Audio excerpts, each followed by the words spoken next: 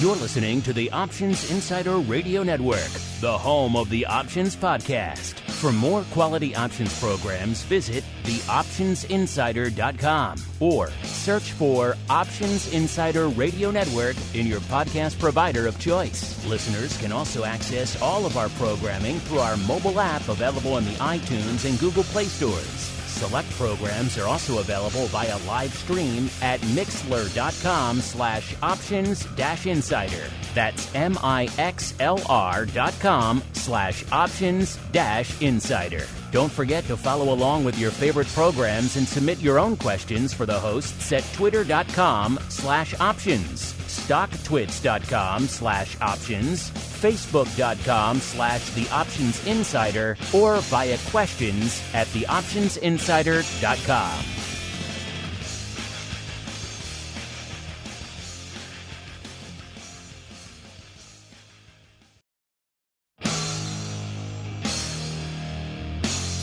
And now, it's time for the show that breaks down the options market from unusual activity alerts to market analysis, strategy overviews, listener questions, and much more. If it involves puts and calls, then our all-star panel will break it down. It's time to hit the Option Block with your host, Mark Longo from the Options Insider Media Group, and co-hosts, Uncle Mike TOSAW from St. Charles Wealth Management, along with Mark the Greasy Meatball Sebastian and Andrew the Rock Lobster Giovinazzi from OptionPit.com. And now, get ready to hit the Option Block. All right, everybody. That music means it is time to commence yet another broadcast week here on the much beloved, much anticipated Options Insider Radio Network. How do we do that? With your favorite bi-weekly options extravaganza known around the globe as the Option Block. My name, of course, Mark Longo from theoptionsinsider.com, as well as, of course, from the network upon which all of you are binging. Remember, if you do like what you hear, do keep rating and reviewing wherever you get the show. If for some reason your platform doesn't allow that, then you can always leave a rating on our network app in any of the major app stores out there. That also works. A lot of people find our content that way as well. However you do get it, we do appreciate you spreading the word, because clearly there are more folks out there looking to get the good word here of the old OB and indeed the network. And we're happy to provide it for them. And of course, if they want to go above and beyond, if you want to go above and beyond, only one place to go, theoptionsinsider.com/pro. We're coming up on it. We're coming up on it, listeners. Almost time. One more day to get your name in the hat to win the fabulous Pro Trading Crate for the month of January. If you want to see what people have won in the past, just follow us on Twitter at Options. You can see people tweeting out about their many prizes that we put in. Each one is bespoke. No two trading crates are alike. So you're going to get something cool, and it's going to be a fun time. No small effort and or expense for us to put these together for you folks, but we like you. I'm looking at a mountain of stuff right now across the studio here, waiting to go out to somebody out there. How do you get your name entered into that drawing? Theoptionsinsider.com/pro is the only way. Just ask the Rock Lobster. He's bugging me. I want an umbrage box. He's jealous of you folks out there, but he cannot win. Only you can win, listeners. Theoptionsinsider.com/pro. Speaking of winning, today is the day, listeners, where we commence our new 80s wrestling contest for 2023. We debated on the last show what format it should take.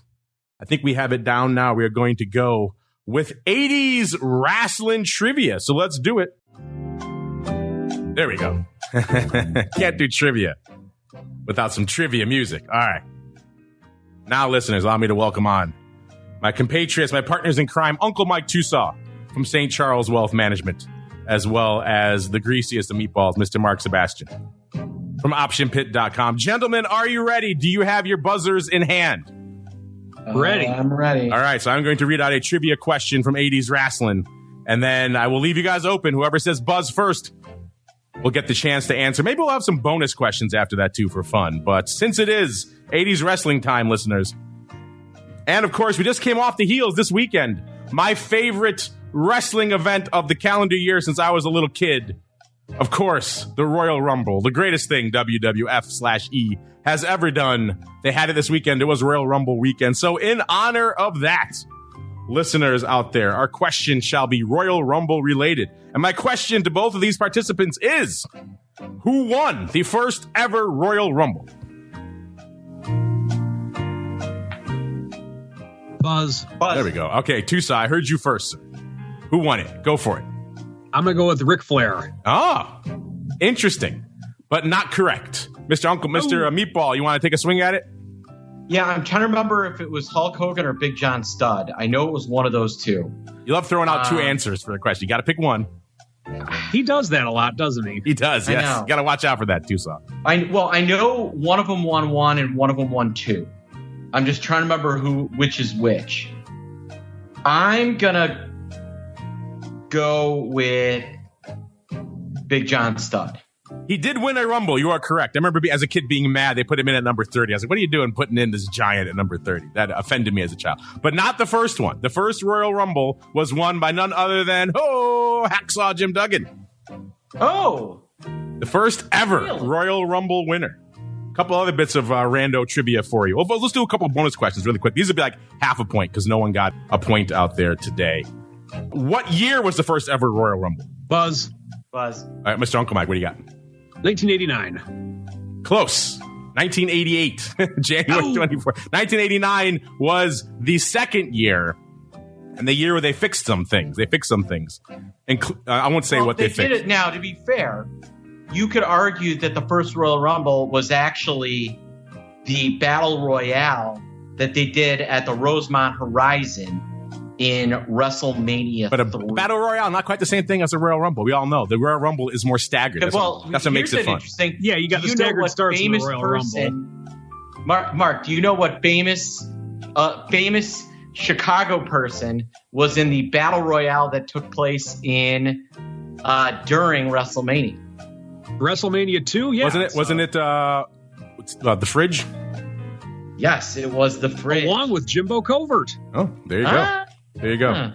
I will throw out one other bonus question. Jimbo Covert was even interviewed by Mean Gene afterwards because he was mad. He felt he got cheated. He got robbed.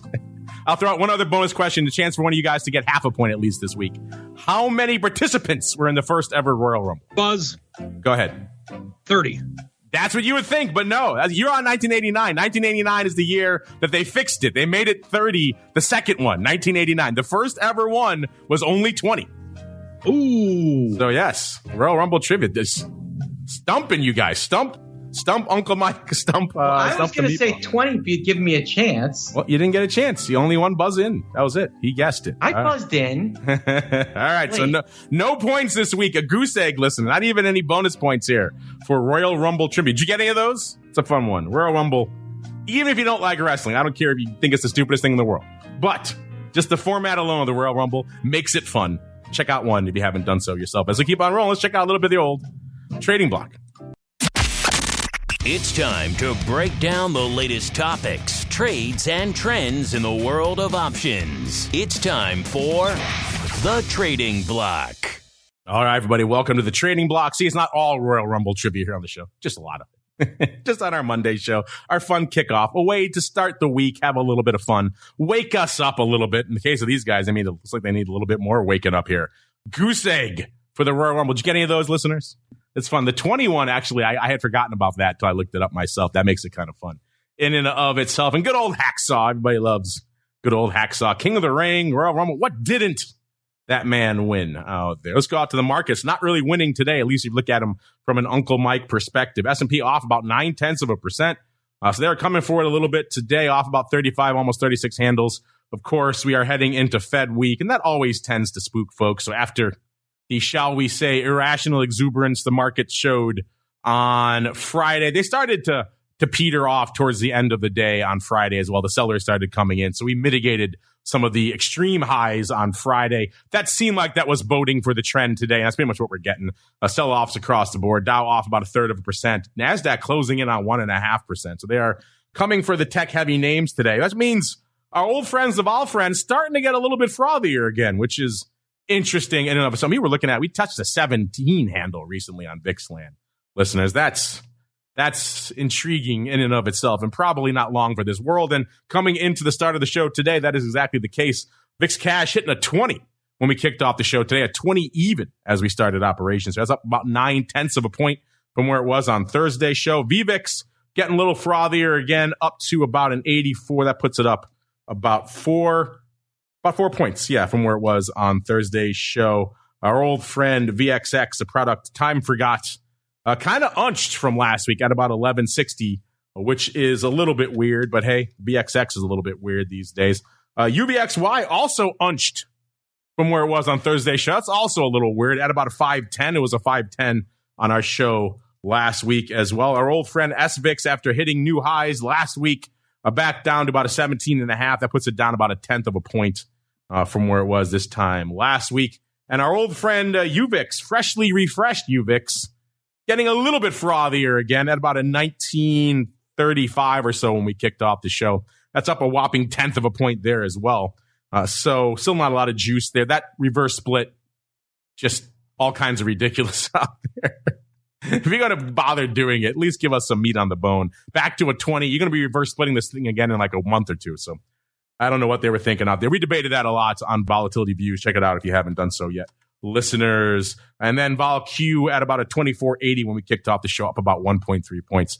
Let's go around the horn. Since neither of you won, I guess I'll just pick. Let's go out to the Meatball first, because I'm curious, Mr. Meatball. We have now our official split in for UVIX. What are your thoughts on them only going up to about a paltry 20? And then B, what's catching your eye out there in the market, sir? Well, I think it was about $7 or $8 when they initially announced it, or it was definitely in the sixes, and it just died further. They made the announcement, and then Vol kind of fell apart. Kind of an interesting day today. Yeah, the close of business yesterday on Friday was very telling in a short period of time, and I'm talking about 12 minutes. The S&P 500 dropped, 25 points to close below what was really a key level. And that was 40.80, which was the kind of high close from November when we had seen an old high. So we actually failed. And that would have been the first kind of higher high that we have seen in the market for a close, and we didn't get it. So, heading into Apple earnings, heading into the Fed, we're holding over the 200-day moving average. I want to see if we approach that. VIX seemed to have bottomed out on Friday, and Friday closed above the low from the previous week. There seems to be an underlying bid for vol and a little bit of penchant for selling. Today feels like one of those days where things could potentially melt. Now, how far they melt, how much we drop, I think that remains to be seen. But this is definitely one of those days where we've had so much exuberance that and I'm not going to call it irrational, but we've had some exuberance. We had some FOMO people really started getting when we broke the 200. And now the question is, do they come in and bag hold those people like they love to do? I'll call it irrational exuberance. I'll call a spade, so I'm not afraid here. Greenspan for life, irrational exuberance. Let's go out now to a man he's got Greenspan tattooed on his arm, listeners. He is Uncle Mike TOSAW from St. Charles Wealth Management. Uncle Mike, sir, you're not getting Fed chairman tats. What is catching your eye out there in the markets? I might have green tattooed to my arm, but I do not have Greenspan tattooed to my arm. That's a handsome man's face to have on your arm. If ever you were to choose a man, a Greenspan tat would suit you well, sir. There's so much wrong with that, I can't even go there. Anyway, with that being said, for what I'm seeing in the marketplace today, it is very much what's going to be happening this week with the Fed. I think it's the Fed. I mean, Apple earnings do typically move the market a lot, but I'm very focused on the Fed because, Apple earnings come out today after the close. And with that... No. They're next month, and they're in a special weekend session. You didn't hear that? You didn't get that notice? Oh, I thought they were today after the close. No. Next month, special Saturday edition of earnings. One time only. Got it. Okay. Anyway, so from there, I think that Hawks equals Bears, Doves equals Bulls right now for both stocks and bonds. That's the bottom line with it. If the Fed comes out and says we might be nearing the end, or just says anything dovish, or has any type of dovish message at all with where they put the rates, whatever the case may be, then I think we're going to have a nice rally from it. If it is anything hawkish to where, or even status quo, then I could see us going down in this marketplace. I've taken some deltas off. I mean, I'm still long in my aggressive strategy. I still am positive deltas, but I have taken a good amount off. I don't have any covered calls right now in bonds, and I'm just going to kind of see where the chips fall later this week with everything. So on that, I'm seeing for sure the potential to have some decent movement within this week.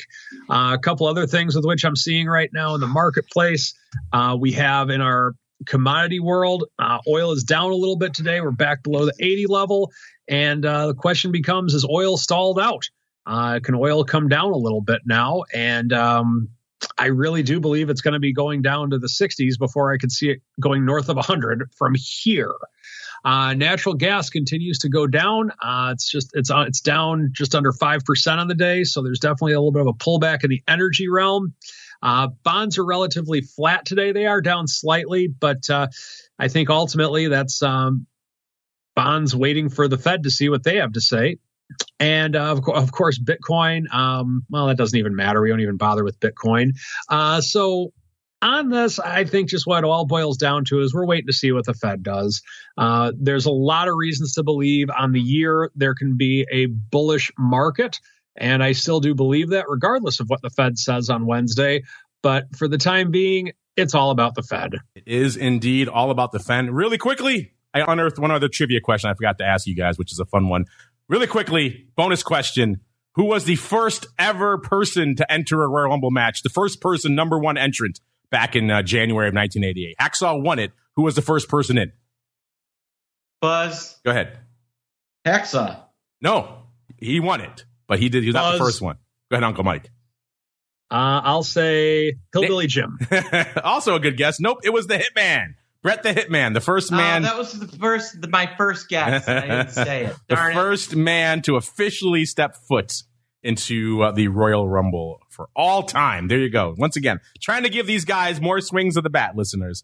No joy to be found. Let's see if we can find some joy in the markets out there instead. And the answer is kinda.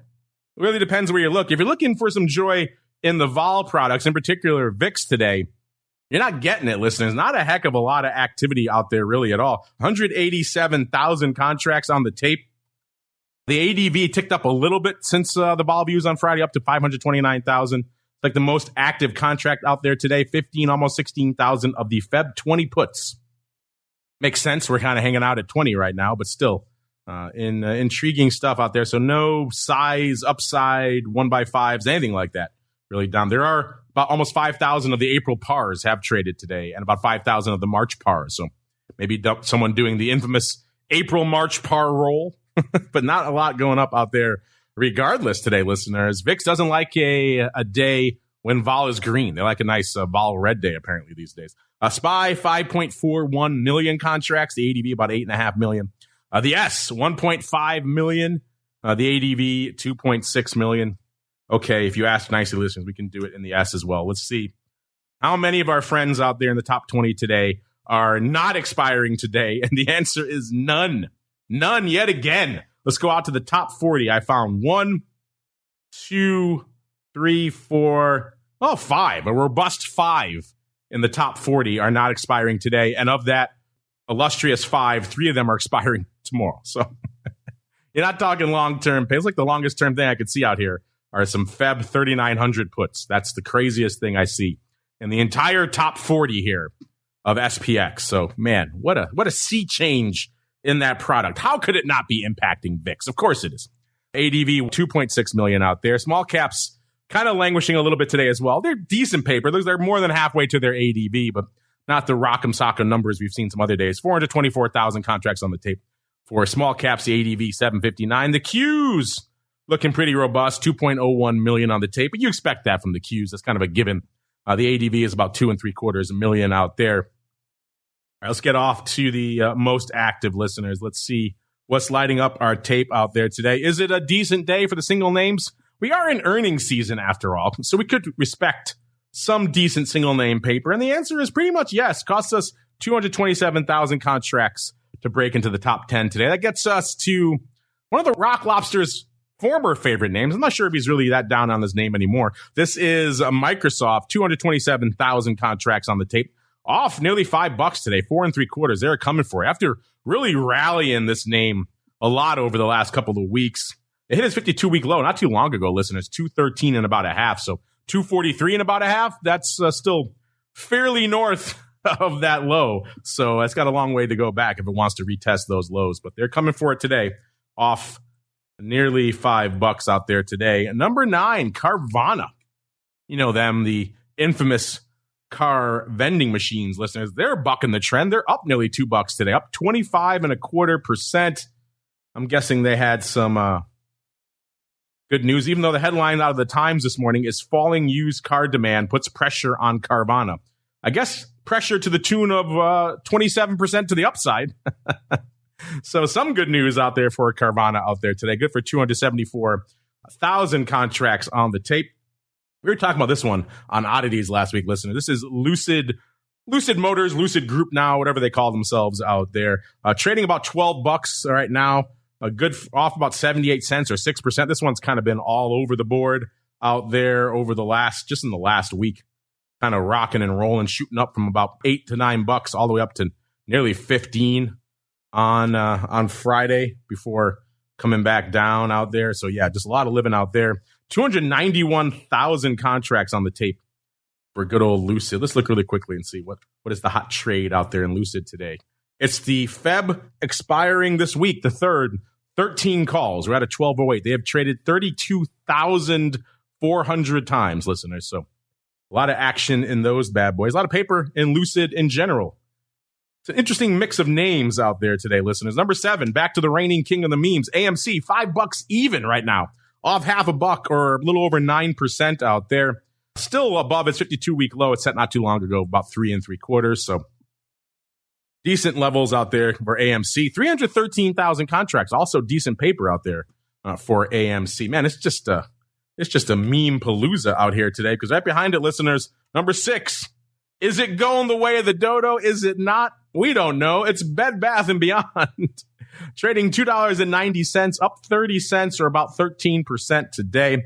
Whipping out a rocking 327,000 contracts out here for Bed Bath & Beyond. Let's look really quickly. I'm going to guess it's the 3s that are lighting it up, but you never know out here. Yes, it's the 3s expiring this week. 30,000 of them have gone up in Bed Bath & Beyond today, followed by 25,000 of the 3 half calls also expiring this week, and then 22,000 of the 1 half puts expiring this week. So all very near dated paper. Makes a ton of sense. This thing can whip around 100% in a day easily. So we'll see what's lurking out here. Man, you got AMC and Bed Bath & Beyond and Carvana all hanging out in the bottom half of our top 5 today. What an intriguing day we've got out here, listeners. Number 5, going to the chip zone, but not the name we usually expect. Where's our friend AMD? They are nowhere to be found. Spoiler alert. In the top 10 out here today, listeners. Number 5, NVIDIA. 195, pretty much even, off about $8.50 today. Good for 362,000. So we started off pretty high at 227. That's a decent baseline for the top 10. But here we are at number 5, and we're not even really north of 400K yet. So it's kind of a weird day. It's a dense day, but we don't have a lot of outliers up to the top of the list here. Number 4. Yes, I said number 4, listeners. This one just slowly getting kicked down the chart here. This used to be the reigning king of all things options. You pick a day that ends with Y in the single name category. Nobody was touching Apple. And these days, number 4, a paltry, a mere 405,000 contracts. That's all Apple's got on the tape. And you know why? Because it's red today, listeners, off $2.50. I've said it before. The market just doesn't know what to do with its hands when Apple is red. People just freak out. And apparently, don't freak out to the tune of much options paper. They just kind of sit there and watch it go down. Again, we're still pretty far north, almost 20 handles north of the 52-week low it set not too long ago of a little bit north of 124 out there. I should say a little bit shy of 144 right now. So still got a ways to go if you want to retest those lows, but Apple red today. Number 3, it's the Amazonians. 528,000 contracts. Amazon 101.25, off about $1 or about 1% out there today. And the 52-week low of about 81.5, so they're almost $20 north of that still right now. Number 2, this is what contributed to pushing Apple so far down our list today. This is SOFI. You don't see them on our list too often, but they are lighting it up out there today. They gave an upbeat earnings forecast today. They're up 13% as a result, trading about 6 3/4 right now. Good for 668,000 contracts out there in SOFI. Let's see what SOFI is kicking around, what the kids are slinging out there in SOFI today. The big dog listeners, 123,000 of the Feb 7s expiring this week. Man, that is a lot of very near-dated paper. All this has the whiff of 2021 about it again, listeners. Doesn't all these names, the types of trades we're seeing going up? In fact, that's what we jokingly entitled our options oddities last week. Is it back to 2021? Some of this paper we're seeing. If you looked at this top 10, if I just looked at it with no other data around it and had to guess when it was, I would say it's probably sometime middle of 2021 with half these names we're seeing out here right now. You know what number 1 is, listeners? I don't need to tell you, but you know what? It's my job, so I'll tell you anyway. It's Tesla. 2.16 million contracts. They're coming for Tesla today off $6.50 or about 3.7%. Obviously, it's still, $70-odd north of the 52-week low it set just a couple of weeks ago. So this thing has been just rocking and rolling over the last couple of weeks. It was the end of times. Tesla was going out of business. They're cutting prices. The EV business is done. And now here they are, 70 handles north of it, listeners. Let's see what's going on out there on the earnings front. And spoiler alert, there's a lot. Today, as I mentioned already, SOFI today, Whirlpool and Philips also popping off today. So if you like your various appliances, you got something for you today. Tomorrow, Exxon, UPS, Pfizer, Caterpillar, Mickey D's, Spotify, AMD, which makes it even weirder. They're not in our top 10 today, AMD. Snap, EA, and Match Group. Wednesday, Waste Management, Peloton, and the artist formerly known as Facebook. Thursday, we got Merck, Eli Lilly, Honeywell, Hershey, Amazon, Sony, some company called Apple, never heard of them, as well as Alphabet and Ford. Ford announcing they're cutting their EV prices to kind of match Tesla now, so a bit of a price cut war out there in the EV front, which is interesting. Starbucks and everyone's favorite, Uncle Mike's favorite, WWE. Friday, some company called SIBO, never heard of them. Let's go around the horn and see what we've got here really quickly. Remember, you can check out all these reports for yourselves. TheOptionsInsider.com. Click on the Options News and Articles tab. Fresh, hot off the presses from our friends over there at Oratz, right before showtime, listeners. Let's see what we got here. Let's go to Intel. We had them last week. Let's see what else we've got coming up out here today. We have Mickey D's tomorrow, $272.50. They're pricing in $8.20. In the past, they moved $4.81. So, man, that's a heck of a lot of Big Mac juice. Interesting. Pfizer, 31st before the bell as well. 43 3/4 is where they were trading. They're pricing in $2. In the past, they've moved to $1.12. So, heck of a lot of extra juice in Pfizer as well. Spotify, same day before the bell, 102.25. They were pricing in $10.50. In the past, they've moved $9.40. So, a little over $1 worth of extra juice out there. UPS, 182 even, also tomorrow before the bell. They're pricing in $10.32. In the past, they moved $12.76. So UPS slashing a lot of juice out there. Have we seen the end of some of the logistical quagmire that's been dogging us for the last couple of years? Looks like they're pricing in less. AMD, tomorrow after the bell, 75.5 is where they were trading. They're pricing in $5.71. In the past, listeners, they've moved $3.64. So over $2 worth of extra juice out there in AMD. Intriguing. But then again, given the action we've seen out there in that sector of late, kind of hard to take issue with it. Tomorrow after the bell, we got EA. Haven't looked in on the gaming sector in a while. Electronic Arts, about 129 is where they were trading. They were pricing in $6.25, listeners. In the past, they've moved $4.41. That is a fair amount of extra juice for EA as well. Wow. Tomorrow, also Match Group, 31st after the bell. 53.66 is where they were trading. They're pricing in $4.76. In the past, they moved $3.89. So a wee bit of extra juice out there. More vol in the love space? I guess we'll find out. And Snap, always a bit of a bellwether in the social media kind of economy out there for what's going on. Also, they're a camera company at the end of the day, so they have all kinds of things going on with Snap earnings. Tomorrow after the bell, almost $11 is where they were trading. They were pricing in about $2 even. In the past, they moved $2.55, so far less juice in Snap. That's surprising. Let's go out to a couple more here, listeners. Peloton, they are the first before the bell. This one's kind of been a dumpster fire for a while here, listeners, and they started to have some love again with that new CEO. People thought they were going to get taken over, acquired, and then the new CEO said, we're not doing that, killed the stock. Then they had that deal they announced with Amazon. It seemed like that might have given them a new lease on life. They got a nice little pop off that, and they kind of rallied off that for a while. They got up to nearly $13 again in December. Then they came for it again by the end of the year. They were back down to $7.88. So this one's had a wild ride. Then the last couple of months, actually, last month, it's had a nice pop again. It's back up about $4.50, nearly 58% in the past month. So a nice run for Peloton over the past month. Let's see what they're up to. They're pricing in $2.13. In the past, they've moved to $1.28. They're trading $12.65 when we ran this report. So, wow. Intriguing stuff out there for good old Peloton. Let's flip the script entirely. Let's go out to the artist formerly known as Facebook. They were a dumpster fire for a while as well. They, at least stock-wise, seem to have righted the ship, even though you can argue there's still a lot of headwinds ahead of them here.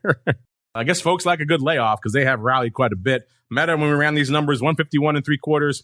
They're pricing in actually less juice. That is surprising to me. $13.82. In the past, they've moved $14.88. All the stuff going on with Meta, and there's less juice being priced into their straddle right now. Interesting. I may have to take another look at Meta here, listeners. We have so many we can get to. Let's just go to Apple. Name maybe one of you may have heard of. Second after the bell, 146 is where they were trading when we ran these numbers. They're pricing in $6.60. In the past, they've moved $5.78. So a wee bit of extra juice, not a ton, but enough to be noticeable out there in Apple. And again, given how much movement we've seen out there in the last month and change, hard to argue against more vol out there. Let's do Amazon really quickly as well because they're the same day. 102.25 is where they were trading. They were pricing in almost $8, and in the past they've moved $6.88. So they're pricing in over $1 worth of extra juice out there as well. So more juice, kind of the order of the day for Apple and Amazon. And again, kind of hard to argue given everything we've seen out there. How's the season stacking up right now? Well, with 124 names reporting, it is at, weirdly enough, 124%. That's a pretty robust number. I don't expect that to hold very long. Our average right now is about 92% since we've been crunching these numbers, which is a while now. So intriguing stuff out there, but we'll see as the week goes on how this is stacking up. No new earnings trades being entered or exited today, but we are tracking 45 long straddles and 21 long calendars for your trading pleasure out there. You want to check out all that data for yourselves because we like you folks completely for free. TheOptionsInsider.com is the place to go as we got to get on out of here into our next segment. It is time for the Odd Block. It's time to break down the most interesting, unusual, and downright questionable options activity that's been identified by TheOptionsInsider.com. It's time for the Odd Block.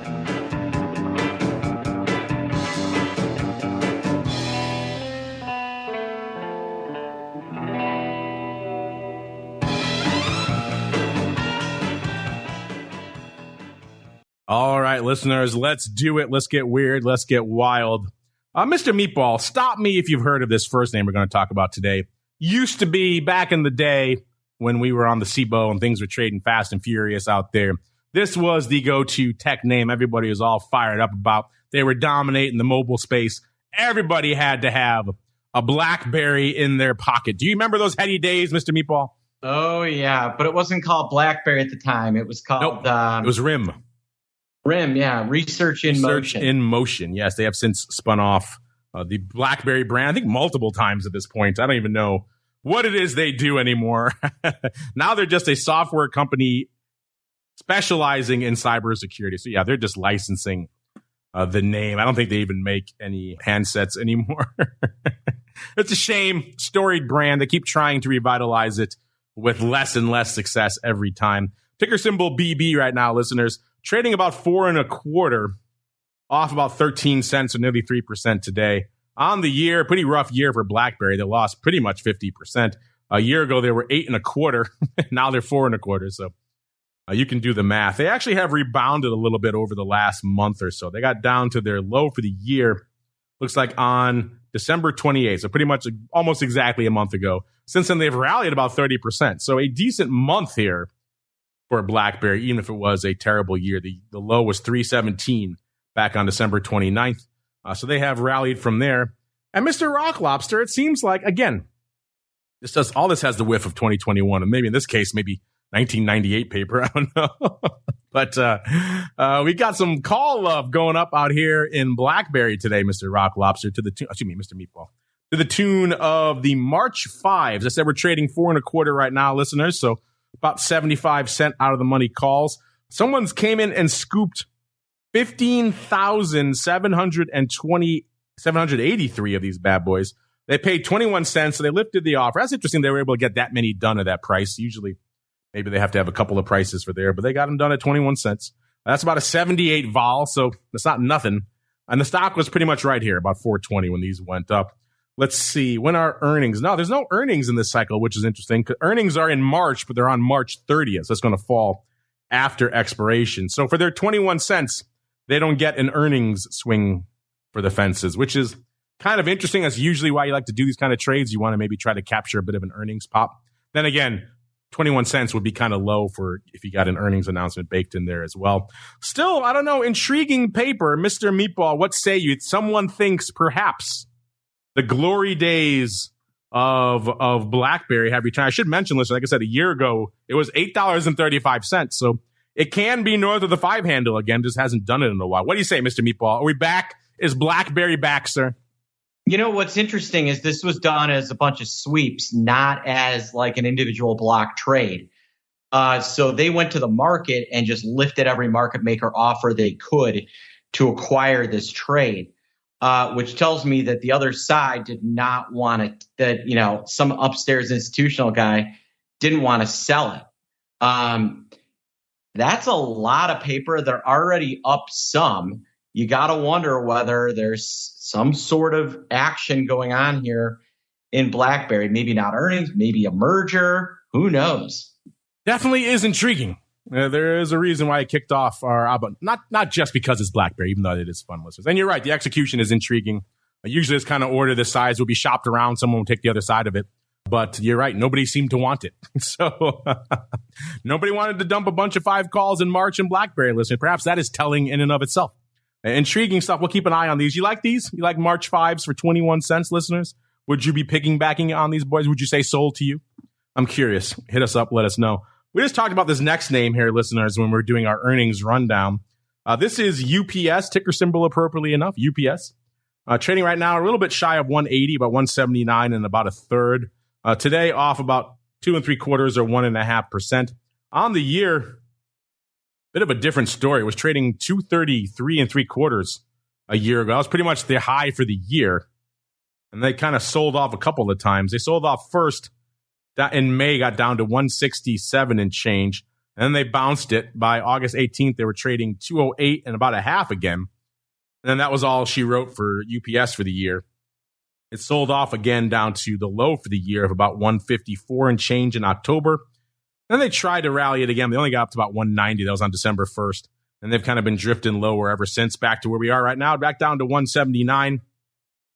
But net on the year, they're off about 23 handles, a little over 11% on the year. Of course, if you take it from the high, which was just a day or two after, by the 2nd or 3rd of February, they hit their high for the year. So you take it from the high, they're off even more. But either way, not a great year for UPS here. And again, it looks like someone, Mr. Meatball, is betting on a little bit of a flipping of the script. Someone coming in this morning and scooping 14,246. Again, I love all the sizes here. These are the March 195, so not quite 20 handles out of the money. Talking about 15 3/4 handle out of the money calls here. These are up for $1.87. That sounds weird. It's because they had to go up through the offer to get them done, listeners. They were offered at $1.85 to get all 14,000 and change done. They had to pay all the way up to $1.87, at least for the final kind there. The stock was a little bit lower, 178.98 when these went up. So they have a little bit of stock working in their favor, not much. About a nickel. And this is immediately pre-earnings because they have earnings tomorrow. So Mr. Meatball, all kinds of interesting in this one. They're buying a bunch of calls immediately before the earnings. So clearly they want the earnings play here.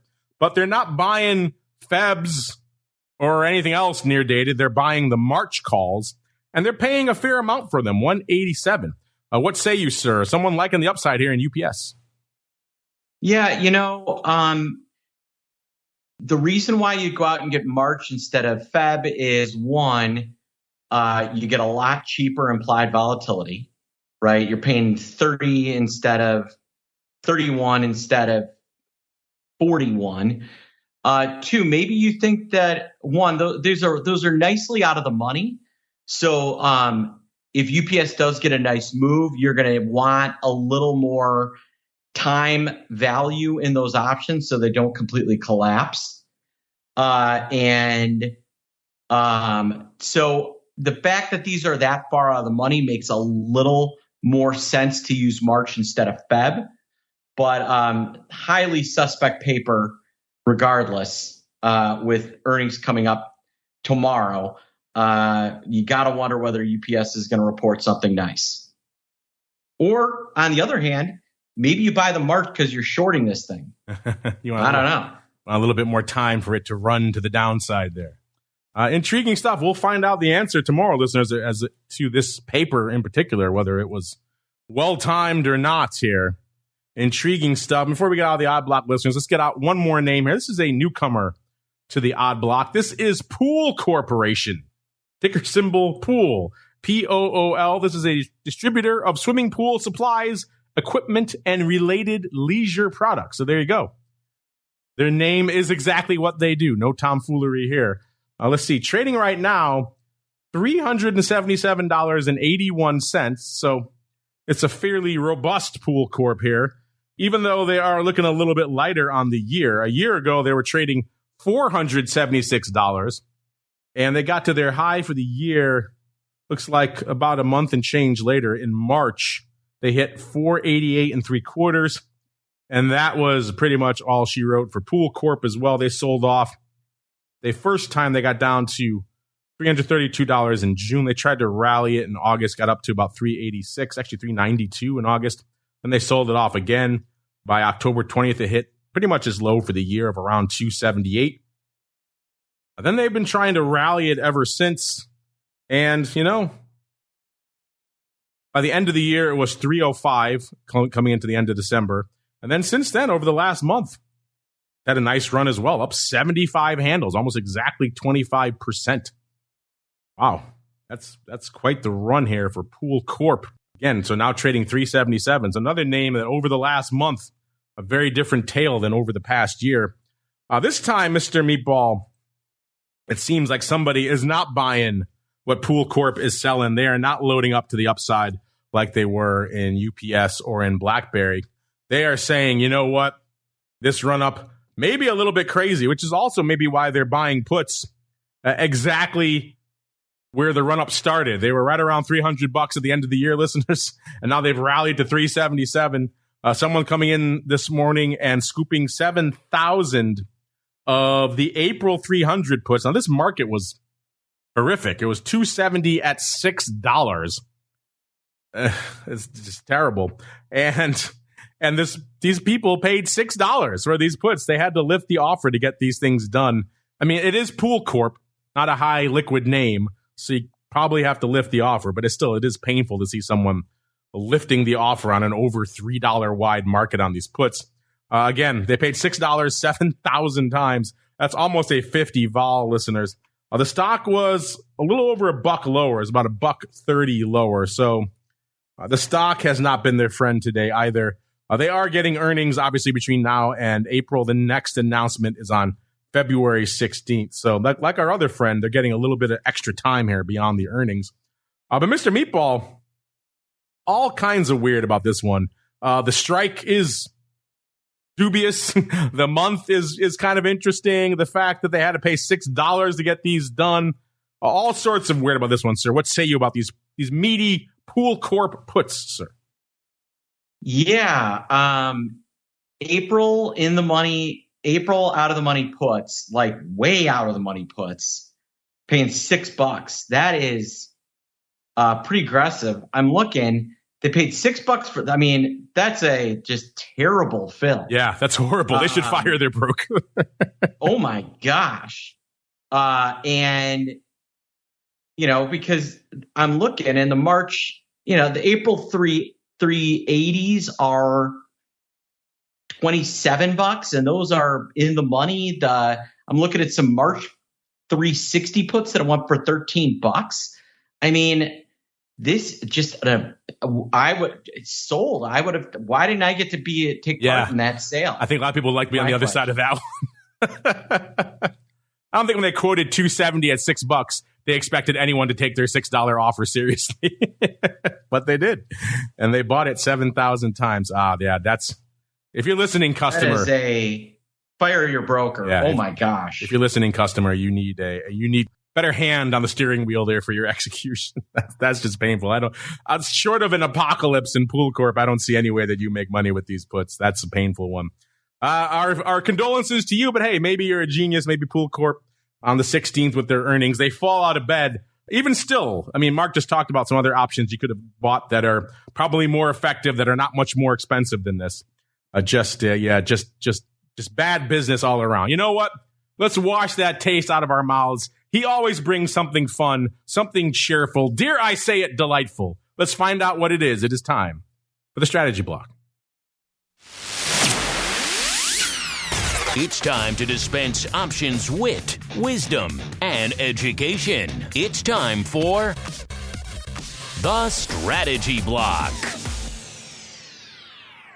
All right, everybody. It is time to unleash the beast that is Uncle Mike. Uncle Mike, what do you have in store for us today that is indeed delightful, sir?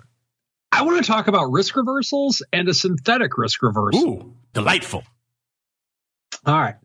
So let's say that you are liking a certain stock, and we'll go with our old favorite XYZ stock, and we'll put XYZ stock at $40 per share. And you think it has a lot of upside, actually, but you think it might have a little bit of downside, and you're just kind of in the middle on it. And you're okay maybe taking a small loss on it, but you want to have a little bit of cushion on it. Well, I'd like to introduce you to the risk reversal. What the risk reversal can do for you if you think the stock has a chance of going from 40 to 60, and you think it might just have a little bit of volatility, but it'll take a little bit to take off. You just can't quite handle that volatility. The risk reversal might be a solution for you. The way with which it works is that if you have a stock that's at 40, you could sell the 35 put. The money with which you take in from the 35 put, you could use to buy the 45 call. A lot of times you can do this for even money. If it's as even of an amount out of the money for both the call side and the put side. Now, if it's not, which it likely has been most recently due to higher interest rates, we'll talk about that in a second. But for right now, let's stay in easy land, so to speak. We sold the put for the 35 strike. That means that our risk in the stock is not from 40 to 0. It's from 35 to 0. So you're protected all the way down to 35. You're not obligated to buy the stock until it gets to 35. Now, of course, the disadvantage of that is that the stock could increase a little bit and you would not participate on it. You don't participate on any upside until 45. Now, after 45, you can keep participating in that upside as long as you want, but understand that you will not get any of the upside until it gets to 45. So the question often comes up with a risk reversal. What do I do if certain things happen? Well, first off, let's say the stock goes down significantly to 32 or 31. This should be a stock you're fine owning anyway at that level. And if it does go to that level, then you got to own the stock at 35 instead of owning it at 40. That's partly a good thing. The put will get assigned, you'll own the stock, and the 45 call will expire worthless. If the stock expires between 35 and 45, both options will expire worthless. It'll be as if nothing happened. Now, of course, if the stock is between 35 and 40, you dodged a loss. If it's between 40 and 45, you missed a slight gain. That's something that you have to deal with when you are thinking about doing this trade. And of course, if the stock goes above 45, you'll participate on all of the upside as if you simply owned the stock. That's the exciting thing about it. Now, the other exciting part about this is that as the stock goes higher to 45, 50, maybe 55, at that stage, you could probably buy back the 35 put for a few pennies. And then essentially you have almost free upside on the stock from 45 on up. That's where this strategy can get exciting. Now, Mike, I've looked into this and I'm not able to find these costless risk reversals with which you speak. Well, we talked about this on the show on the strategy block a little bit. I forget if it was last week or 2 weeks ago, to where you can set up a synthetic. Right now, because interest rates actually exist again and ROE is a factor again, it's no longer the redheaded stepchild of option Greeks. It's actually pretty important. What you can do is you can likely get a better rate of return by buying the stock and selling the 35 call. That's a synthetic to selling the 35 put. And if you're not familiar with synthetics, check out my YouTube channel. Just type in St. Charles Wealth Management. I have a thing on synthetics. You can learn a little bit more about that. And there's other places to find it as well. So on there, the rate of return would likely be greater these days on a in-the-money covered call than selling an out-of-the-money put. Reason being, it's because of interest rates. So if you're not quite getting what you want, you may want to consider looking at doing the 35 covered call and using the premium you get to buy the 45 call. Now understand, you only want to be using extrinsic value premium, so limit the amount of premium you use of buying the call to whatever you took in an extrinsic, or I should say time value. So that's something with which to consider in a market like this when you may want to have exposure, but you're just a little bit concerned about it. And that is the uplifting, upbeat strategy block for today, last one of January. Absolutely delightful, sir, as we keep on rolling and we go around the block. It's time to tell you what we'll be watching on our trading screens until the next episode. It's time for Around the Block. All right, everybody, welcome to Around the Block. It is kind of dominated by one thing this week. That Around the Block's kind of a cheat because during Fed week, there's really only one thing everyone's paying attention to. So really quickly, let me pay off here. We got about 22 hours left here on our question of the week, which kind of we've been doing a midweek more, kind of mixing things up a little bit here. But we asked you towards the end of last week. This was inspired by all the debate I was hearing down at the STA Chicago conference last week. The question is, the zero DTE trend all the rage and the subject of much debate at STA Chicago last week? Our listeners are clearly trading these products in large numbers, but is this zero DTE explosion good for the options and volatility markets in the long run? We gave you 4 choices. Yes, it's good because it gives retail cheap access to SPX. Yes, it's good because it's just enticing more traders. At the end of the day, more volume is a good thing. Or no, this is just gambling. Or no, they are gamma bombs. Mr. Meatball, sir, what do you think is winning our poll right now, sir? I think they're saying it's good for retail traders. I will say, I'm going to say it's both good for retail traders and a gamma bomb. It is an incredible gamma bomb. And it's really changed in ways that I think we're just starting to understand how the market works. We used to talk about the fact that like futures were the dog and the S&P options were the tail. I'm wondering whether some of that is flipped with the amount of notional volume that's trading place in the S&Ps now, in S&P daily options every single day. It's just absolutely incredible. I was doing the math on Friday on just a few strikes, bullish and bearish. On just a few bullish strikes, there was 370,000 contracts and it was $151 billion in notional value that had gone up, expiring that day. And it was not everything that traded that day. I was just literally looking at, I think, the 40-70 calls through the 4100s. So there is, there's been a fundamental shift in the market.